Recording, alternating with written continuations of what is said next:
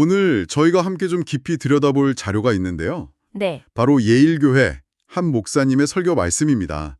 이게 2026년 1월 9일 열기 기도의 9번째 날에 전해진 메시지더라고요. 그 연속 기도의 말씀이군요. 네, 맞습니다.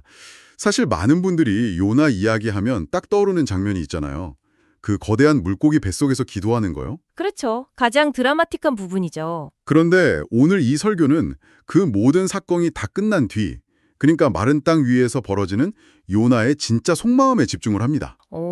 그 사장 말씀 말이죠? 네, 바로 거기서 방관자라는 개념을 꺼내시는데 이게 어쩌면 우리 모두에게 해당될 수 있는 아주 날카로운 지적이 될 것 같습니다. 맞습니다. 보통 요나서의 클라이맥스는 2장, 물고기 뱃속이라고 생각하는데 이 설교는 진짜 이야기는 그 이후부터라고 말하는 셈이죠. 그리고 분석에 앞서서 이 메시지를 전하신 목사님의 태도를 먼저 짚고 넘어가는 게 중요할 것 같아요. 아, 그 설교 준비 과정이요? 네. 자료를 보면요. 매일 이어지는 기도 후에 설교를 준비하시면서 다리에 쥐가 나고 마비가 올 정도였다고 해요. 와, 정말이요? 네. 이걸 아이를 낳는 심정이라고 표현하실 만큼 한마디 한마디에 엄청난 무게를 싣고 계시거든요. 아, 육체는 지쳐가지만 영적으로는 평안을 얻는다는 그 고백이 바로 그겁니다. 이런 화자의 진심과 열정이 있었기 때문에 오늘 우리가 다룰 이 방관자라는 주제가 단순한 비판이 아니라 정말 절절한 호소로 들리는 것 같습니다. 그 열정이 있었기에 메시지가 더 깊이 와닿는 거군요. 자, 그럼 본격적으로 내용을 좀 들여다보죠. 네. 그 열정은 이 설교가 지적하는 핵심 문제, 바로 방관자의 신앙에서부터 아주 강하게 느껴집니다. 앞서 말씀드린 것처럼 이 설교는 요나서 4장을 중심으로 펼쳐지는데요. 그렇죠. 이미 하나님의 명령에 마지못해 순종해서 원수의 도시 니느웨의 심판을 선포한 뒤잖아요. 네. 할 건 다 한 거죠, 일단은. 그런데 요나의 행동이 정말 이상하죠. 성 동쪽에 초막을 짓고 앉아서 마치 강 건너 불구경하듯이 이제 저 도시가 어떻게 망하나 보자 하고 그냥 지켜만 보고 있어요. 바로 그 모습. 네, 바로 이 모습을 목사님은 방관자라고 딱 정의하시더라고요. 그렇죠. 여기서 방관자라는 개념을 아주 구체적으로 풀어주시는 게 정말 인상적이었어요. 어떤 부분이었죠? 그냥 아무것도 안 하는 사람이 아니고요. 부흥의 현장에는 있지만 부흥의 중심에는 없는 사람, 이렇게 정의를 하세요. 아, 현장에는 있지만 중심에는 없다. 네, 목사님은 이걸 요즘 시대에 맞게 팬과 제자의 차이로 비유하시는데 이게 정말 와닿더라고요. 팬과 제자요? 네, 팬은 예수를 좋아해요. 찬연도 뜨겁게 하고 설교 들으면서 은혜도 받고요. 겉으로 보기엔 아주 열심인 것 같은데요? 그렇죠. 하지만 딱 거기까지인 거죠. 자신의 삶의 우선순위를 바꾸거나 어떤 희생을 요구하는 불편한 상황이 오면 언제든지 돌아설 준비가 되어 있는 사람들. 반면에 제자는 모든 걸 버리고 따르는 사람이고요. 아, 그 비유가 정말 날카롭네요. 팬이냐 제자냐. 그런데 여기서 한 걸음 더 나아가서 이 방관자의 모습이 어떤 특별한 사람의 이야기가 아니라 바로 우리 안에 있다는 점을 지적할 때 정말 뜨끔했습니다. 맞아요. 그게 핵심이죠. 심지어 목사님 본인의 경험을 정말 솔직하게 고백하시잖아요. 네, 그 부분 저도 놀랐습니다. 다른 목회자가 크게 성공하고 부흥하는 모습을 보면서 겉으로는 축하합니다 했는데 속으로 저 자리에 내가 있어야 하는데 하는 그 시기심과 질투심에 사로잡혀 있었다고요. 와, 이 고백을 통해 우리 모두가 얼마나 쉽게 역사의 참여자가 아니라 남의 사역을 평가하고 분석하는 그 평가자의 자리에 서게 되는지를 보여주는 것 같아요. 바로 그 지점입니다. 그게 바로 방관자의 가장 큰 특징이죠. 책임은 지지 않으면서 평가는 하고 싶은 마음. 아, 목사님은 이걸 예수님 시대의 바리새인과 서기관들에게서도 찾아내십니다. 그들은 누구보다 율법 지식이 해박했잖아요. 네, 전문가들이었죠. 그래서 늘 예수님을 비판할 거리를 찾았죠. 안식일에 왜 병자를 고치냐, 왜 세리와 죄인들과 어울리냐 하면서요. 생명을 살리는 기적의 현장에 있으면서도 그들은 한 발짝 딱 떨어져서 비판만 했어요. 동참하지는 않고요. 그렇죠. 목사님의 표현을 빌리자면 그들은 항상 옳았지만 항상 생명을 막는 사람들이었던 겁니다. 항상 옳았지만 생명을 막았다. 참 뼈아픈 지적이네요. 네. 방관자는 틀리려고 애쓰기 때문에 결국 아무런 생명의 역사도 경험하지 못하게 된다는 그 지적이 참 깊이 다가왔습니다. 듣고 보니 방관자의 삶이란 게 결국엔 굉장히 공허한 것이군요. 안전하게 틀리지 않는 길을 선택했는데 결과적으로는 아무것도 얻지 못하는. 네, 맞습니다. 자, 그렇다면 하나님은 이렇게 도망치고 순종한 뒤에도 불평만 늘어놓는 요나를, 그리고 어쩌면 그와 닮은 우리를 어떻게 다루실까요? 여기서부터 이 설교의 진짜 깊이가 드러나는 것 같아요. 맞습니다. 하나님의 방식을 한 단어로 설득이라고 표현한 부분이 정말 탁월했어요. 설득이요? 네. 포기하거나 심판에서 내치는 게 아니라 끝까지 붙들고 깨닫게 하신다는 거죠. 마치 영혼의 추적자, 천국의 사냥꾼처럼요. 와, 그 표현도 인상적이었어요. 그리고 그 설득의 방식을 설명하기 위해 사용한 비유가 정말 기가 막힙니다. 어떤 비유였죠? 요나서 2장에서 요나가 물고기 뱃속에 섰던 경험을 수술실에 비유해요. 수술실? 네, 거기서는 잘못되고 이기적인 자아를 깨뜨리는 아주 고통스러운 수술이 진행됐다는 거죠. 아, 그렇군요. 그런데 4장에서의 경험은 전혀 다릅니다. 이걸 상담실이라고 표현하세요. 수술실과 상담실이라니 그 비유 정말 대단한데요? 그렇죠. 강압적으로 잘라내는 방식이 아니라 이제는 대화를 통해 마음을 어루만지고 깨닫게 하시는 단계로 넘어갔다는 거군요. 바로 그겁니다. 그 상담실 상황을 좀 더 자세히 들여다보면 하나님의 섬세함이 더 잘 보이는 것 같아요. 그 뜨거운 뙤약볕 아래서 불평하고 있는 요나를 위해서 하나님이 박넝쿨을 예비해서 시원한 그늘을 만들어주시잖아요. 네, 맞아요. 성경을 보면 요나가 이 박넝쿨 때문에 크게 기뻐했다고 나와요.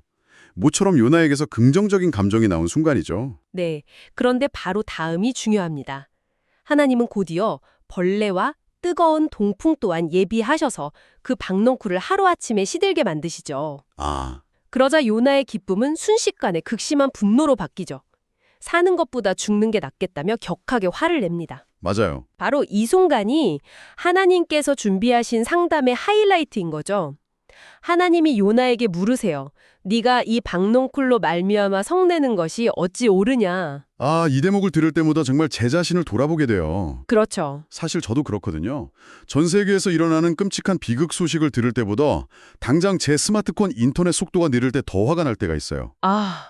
비유가 너무 와닿는데요. 요나를 비판하기가 참 어려운 게 우리 모두가 이런 모순을 가지고 있잖아요. 요나는 자신의 작은 편안함, 그 잠깐의 위로였던 박넝쿨 하나가 사라진 것에는 죽고 싶을 만큼 고통스러워하면서 네. 정작 좌우를 분별하지 못하는 어린아이만 12만 명, 총 60만 명이 넘는 그 니누의 사람들의 생명에는 아무런 감정도 느끼지 못하고 있거든요. 바로 그겁니다. 그게 이 상담의 핵심 질문이죠. 네. 너는 네가 수고도 하지 않은 저 작은 식물 하나는 그렇게 아까워하면서 내가 창조하고 내가 아끼는 저 큰 성읍 니느웨의 수많은 생명들은 왜 아까워하지 않느냐는 거죠. 이 질문은 요나뿐만 아니라 오늘을 사는 우리 모두에게 던져지는 질문입니다.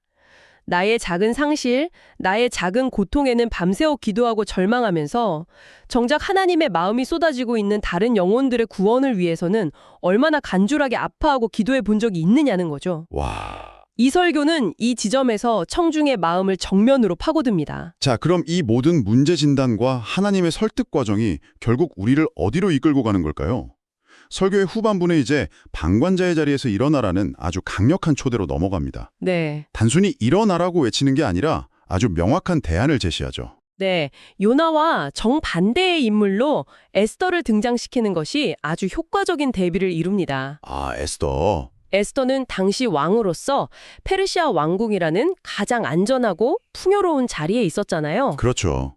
얼마든지 외면할 수 있었죠. 네, 얼마든지 자기 민족의 위기를 외면하고 방관자로 남을 수 있었었죠.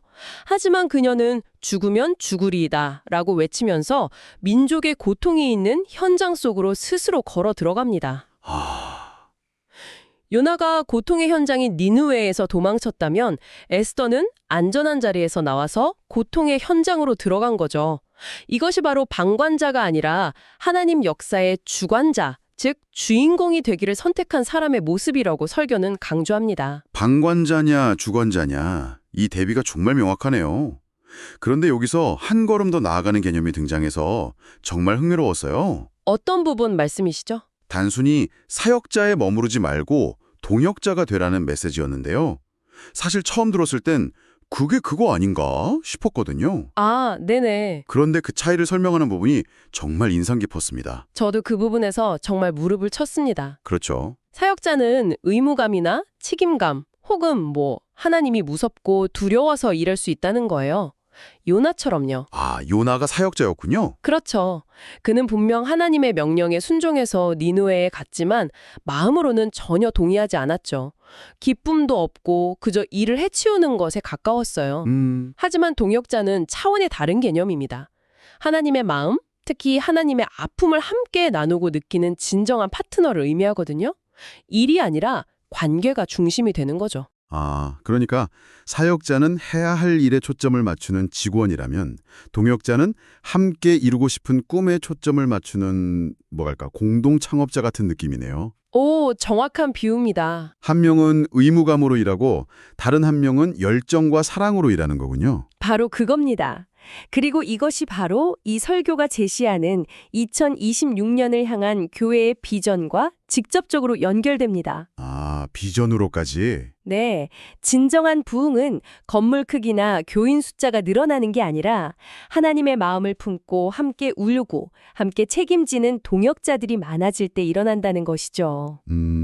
목사님은 가나의 혼인잔치 비유를 들어서 이걸 설명하십니다. 물이 포도주로 변하는 기적이 일어났을 때 잔치에 참여한 손님들은 그저 어디서 이렇게 좋은 포도주가 났지? 하면서 감동만 느꼈어요. 그들은 방관자였죠. 아, 그냥 결과를 즐기기만 한. 그렇죠.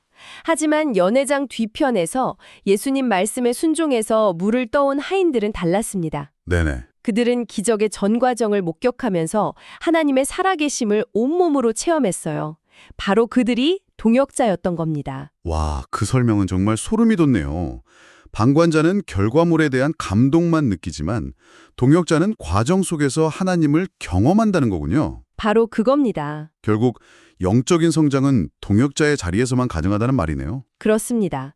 감동은 일시적이지만 경험은 우리를 변화시키니까요. 아, 결국 이 설교는 청중에게 묻는 겁니다. 당신은 언제까지 관중석에 앉아서 박수만 치고 있을 거냐고.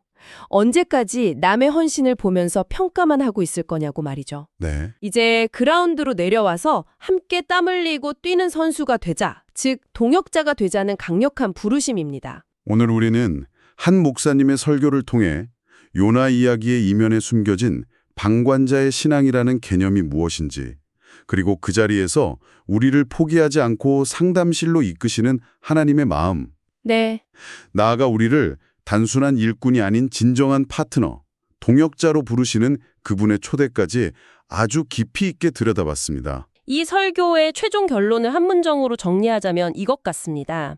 하나님은 우리가 완벽해서 쓰시는 게 아니라 요나처럼 부족하고 반항하더라도 결국엔 순종하는 사람으로 만들어서 사용하신다는 것. 아, 결국은 만들어 쓰시는군요. 네. 그래서 우리가 지금 어디에 서 있는지를 점검하는 게 가장 중요합니다. 나는 지금 비판하는 사람인가? 아니면 책임지는 사람인가? 나는 관중석에 앉아 있는가? 아니면 경기장 안에 있는가?